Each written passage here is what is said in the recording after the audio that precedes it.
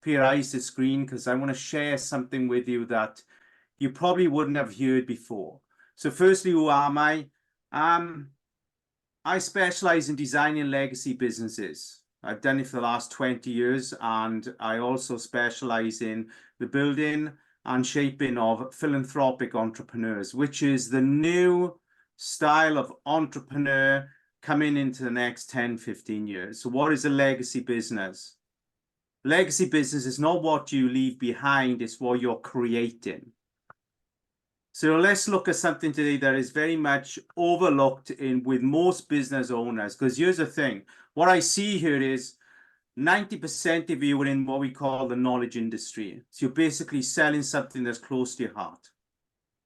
And the hardest thing about selling something that's close to your heart is you will not price it correctly. That would be a fact. You will be pricing it from what we call is a 5 places in your range that we need to look at in order for you to be pricing correctly. I'm not a salesperson, so I'm not selling anything. We're here to share opportunities, share wisdom, share experience, share knowledge. That's what we're doing here right now. So I'm hoping that you have got a pen and paper in front of you so you can take down some of this. Otherwise, what is the point in us having this call? Let's show mutual respect for each other. So here we go. How do you practice transparent pricing in your business? Let me repeat that. Transparent pricing. What is that, Dr. Peter Ellis? So let's run through these. First of all, you need to understand how you're pricing and where that comes from. And the first thing, Diane, is that you will be pricing from your first experience of money in your life. In the UK, we call it pocket money. We were given pocket money as kids. Now you need to look at what did you do with your pocket money? Did you save it, spend it, give it away? Did you keep half and spend half? That shaping from that first experience of money is exactly how it's playing out in your business right now. That's an emotional fact. And how you manage your pocket money was dictated through many layers of emotions. Guilt was a big one. How you manage your pocket money was run from guilt. That generally was delivered to you from your parents. That doesn't mean they were wrong people. That's just an emotional fact. Did you spend it immediately? Did you save it and buy gifts out of your pocket money? Which meant you saved it to give it away or buy gifts for somebody else. All this right now is playing out in your pricing in your business. You have to understand exactly how your money memory is working. We're going to touch into that. Number 2, money memory. We all have money memory, which means that everything from your past is playing out in your business right now in an invoicing manner. For me, so I think about my money memory. I was brought up, my mother was a mail catalog agent, meaning that everything that was bought for us, Christmas presents, birthday presents, was bought on mail order and paid over 52 weeks.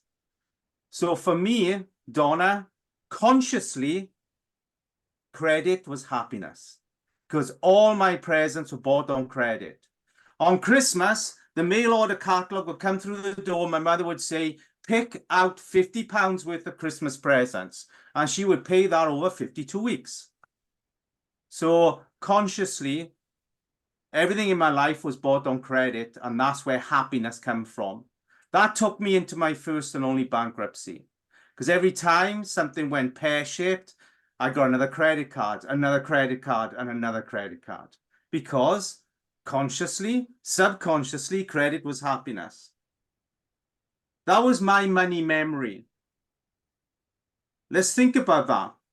Think about how many of you right now are playing out your pocket money in your business. I mean, understand, there isn't any country that I know of where there's a capping on how much money you can earn in your business, how much money you can make in your business. When you signed up your business, in the UK, we go to Companies House and we register our business. Never did it say on that registration, you cannot make money. You're going to lose money. You'll break even. Money has no limit in a business. The limit you put on it is the limit you're bringing your past into. So effectively, you are teaching your business not to make money. You are coaching your business to break even. You are doing the opposite to what a business module is designed to do, because a business module is designed to make money from an excellence of service or excellence of product. No other way. The only way your business cannot make money is if you teach it not to make money. The only way you can break even if you teach it to break even. So effectively, your business module now is working inside out. There is no limit to the profits you can make in a business, only the limit you're putting on there from your pocket money days. That is an emotional fact. 99% of people in the SME world are below minimum wage because they are still running their business like a job. What's a job? Just over broke. That's what a job is. Many are doing that. Let's look. So number 2, you have to look at your money memory. You have to look at that. Number 3, this is the big one. Self-value invoicing. Self-value invoicing, Natalie. You know what self-value is? What are you worth? I am Paul Rees. I am 55 years of age. Now I have to calculate what is that worth in an invoice to someone that I'm coaching. My business has been going for 20 years, but I've been going for 55 years. So I invested 35 years of my life into my business before I even started. Am I saying, Alan, that that's not worth anything? Let me share something with you before I go on to number 5. I insist on a 95% rejection rate of my prices. When I promote my business, Alan Stevens, I insist on a 95. I look for a 95% rejection rate. The 5% makes up for the whole of my business. The 5%, which means that I'm not in the market of low invoice, high maintenance. I'm not in that market. I'm not in the market of high invoice, high maintenance, because they're the same as low invoice, high maintenance. I'm in the market of high invoice, low maintenance, which means, Faith, whoever purchases my product, they purchase it because they are married to my core values. They are married to my values. So think long and hard. You have to price yourself out of poverty. Let me say that again. You have to price yourself out of poverty. So let me just recap. I look for a 95% rejection. When I do my Google ads, I'm specifically putting it out there to get the 95% rejection rate. Every 10 clients, I put my prices up. Every 10 clients, Karen, I put my prices up. And why? Because my 11th client is getting a hell of a lot more from me from 10 clients ago, because I'm now 10 clients more experienced. Are you saying, Donna, that your clients, you last 20 clients, you've not grown? You will have grown. And the only way that you show that measure in a business is by putting your pricing up. So every 10 clients, I put my prices up. Now, the measure of how much you put your prices up is the measure of how much you feel you've grown. I only work with people, Deborah, that I'm going to learn from. I only work with people I'm going to learn from. I'll not work with them, otherwise there's no purpose to it for myself. I'm in business to grow. If I'm not growing who I am, then I'm not a better husband. I'm not a better dad to my dogs, to my ducks, and these kinds of things. We have ducks here, yes, and dogs. But I have to grow me to be able to invoice myself at a greater level. Let's think about this. Let's think about, again, self-value.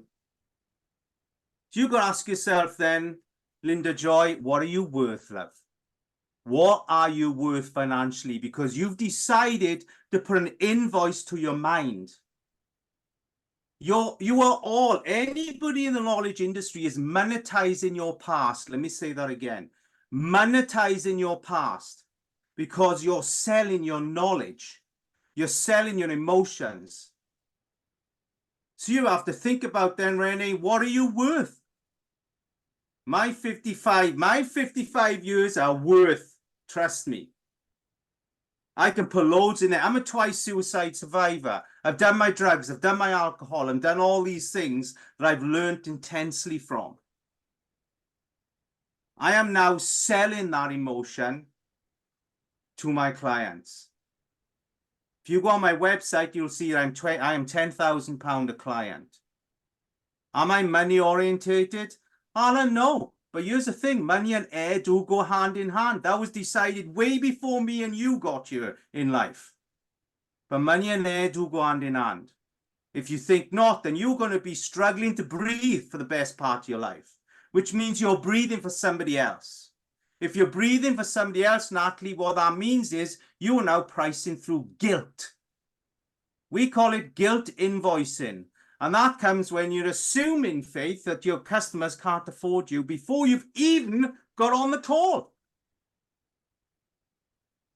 Most people in the knowledge industry are pricing from somebody else's similar service. And they don't even know if they're actually correct in their pricing. Which means you're not pricing your value, you're trying to price your value against somebody else's value. Now that's no value at all, Diana, because you're pricing to somebody else's value. You have to price from your own value. You have to be brave in that. You have to see you. If not, then Mario, then you're selling an empty invoice. Now, when you're selling an empty invoice, you'll get empty clients. Your business cannot grow. It'll starve. It'll starve from life currency. Let me talk to you about life currency. Life currency is what makes money currency. Now, life currency is all of who you are.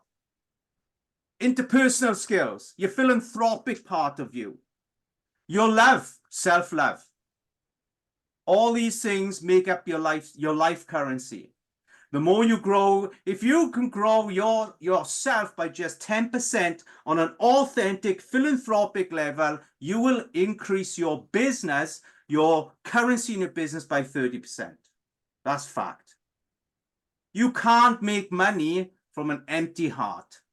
It'll not happen. You can actually. I've seen people go from zero to Milo, but then from Milo back to zero overnight because, Deborah, they've had no money alignment. Money alignment comes from your understanding of how you manage your emotional money that was built in the first 10 years of your life. If you don't understand your emotional money, then you are running a charity business because you're giving yourself away, which effectively what it means, your money glass is only half full. The rest you're giving away. You then become a guilt invoice. So every time you don't get paid, when you go on a call, you're assuming somebody can't afford it. So you have to really understand the value of who you are. Let's go to number 4. This is a big one. Your niche value. This is the big one. Now, Donna, your niche is beautiful. Your spiritual counseling is the broad part of who you are. You have a deep understanding how to read a soul. I know that because, girl, I was a professional medium for 10 years and I traveled all over the world with it. I know where my guides are. I've been to some beautiful seances, trust me. Ectoplasm, I've experienced it all. It's beautiful. And you, girl, I see it. You have a tight niche. You just read someone, it comes so easy for you. You see right through. You don't listen to someone, and you listen here. You listen to the awareness of an individual. That's your niche. You're not selling that. You put it into a framework that's generalizing your extreme niche. Your extreme niche is you hear the awareness of an individual. When you understand awareness, you hear it in and out. You hear the both directions of awareness simultaneously. That's not what you're selling. You're generalizing. You have to extreme niche. If you're not niching, then you are now in the noisy market with everybody else. I'm almost finished, Karina love. You're right.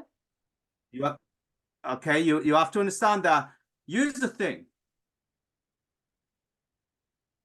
99% of those in the SME world are running a business unconsciously. Let me say that again. Running a business unconsciously, not consciously. They have built their business, they have priced their business, and they are setting their goals on their business on the basis of what everybody else is doing. Which means that you are just in the noise of the market. Most people price themselves into the noise of the market because that's what everybody else is doing. Guys, there are as many clients out there that will pay $20,000 for your product as there is those who will pay $1,000. It's just the people who pay $1,000 will shout a hell of a lot more about it. And those who pay $20,000, they don't need to shout because they are only interested in your values. They've bought your values. You have to niche. Most 99% of business owners have niched so softly that they've just put themselves into the soup bowl with everybody else. Number 5.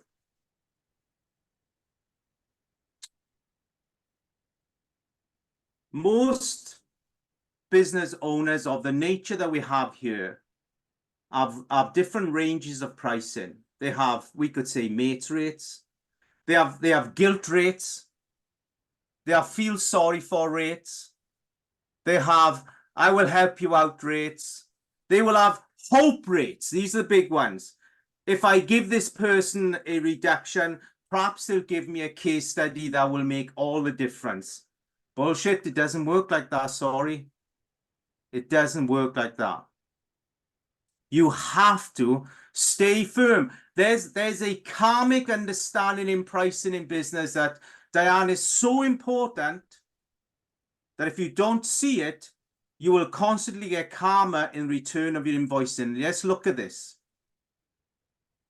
If you charge someone full price, and then your next client comes in, and you feel sorry for them, or you feel they can't afford it, or you got guilt and you give them a 50% discount for no given reason other than your own pity party or your own past that's bringing in your own guilt, then you will get karma in your business because you charge someone full price for the same product and the reason for discount isn't just. Business is an emotional product. Some people sell physical items. Some people sell knowledge. But there's a karmic return for pricing if you are not transparent with it. Now, if I decide I'm going to give discount, Mario, there has to be a damn good reason. In a sense of, if I'm giving discount, now here's the thing, the only time I give discount is if I know, Linda Joy, I'm going to learn so much from this person that my next person, or when I get to my 10th person, I can rise my invoice rate because of what I learned from this one person I learned. Now, here's the thing. So let's say I'm £10,000, Alan, and I say to this person, I will give you a discount of 3,000, so I will charge you 7,000. Now, here's what I do, Karen. I will pay that £3,000 back into my business as workshop fee. Meaning that I am charging myself the other £3,000 for what I'm going to learn from working with this client. So I'm now not just coaching, I'm also in my own workshop. I'm in my own training because I know this client is going to teach me a lot about myself. Understand that? Teach me a lot about myself, Donna. If I'm not being taught about myself, I ain't growing in my business, which means, Renee, I can't increase my prices. I can only do that by developing who I am. So I say to that chap, yes, or lady, I will discount you and charge you £7,000. And then I will put on my desk an invoice to myself for £3,000, which I have to then pay back over a period of time in my business. Otherwise, I'm going to get karma because I have effectively stole £3,000 out my business otherwise. And you know what? You may all say, no, I don't want to go with that. I want a price, or I want a price. And do what you wish. But understand that is a karmic return because you are taking money. It's an exchange of energy. And that has to be authentic. Otherwise, there's a return. If you're giving discount, there has to be a very just reason for discount. Understand karma pricing. Look for rejection. Look for a rejection rate of your pricing. Actually insist. You decide, all my clients that work with me, continue to work with me, Natalie, the very lowest they will go is a 60% rejection rate of your pricing. If you were getting a 100% success rate of your pricing, then you are too cheap. If you're getting 70%, you're too cheap. You should be looking for a minimum of 60% rejection rate.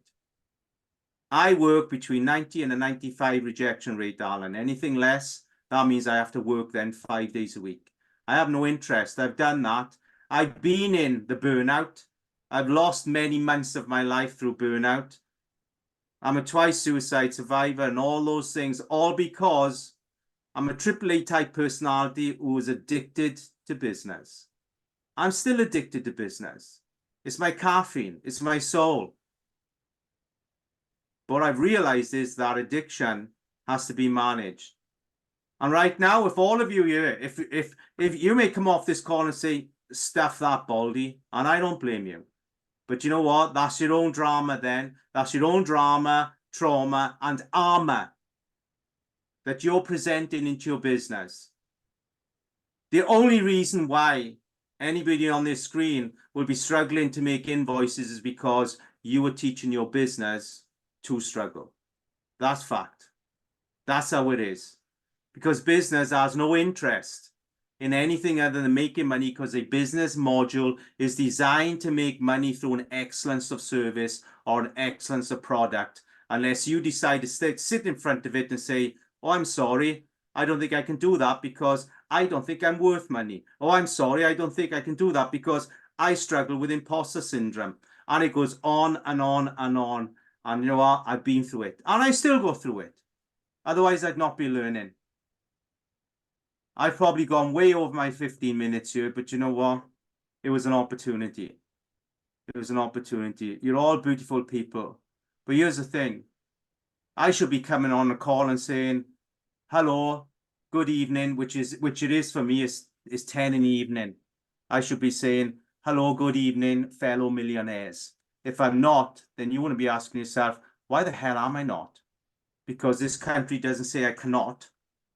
I am saying I cannot. And this is not a motivational talk. It's just spiritual, emotional fact. Business is all about you. You cannot make money if you're not happy.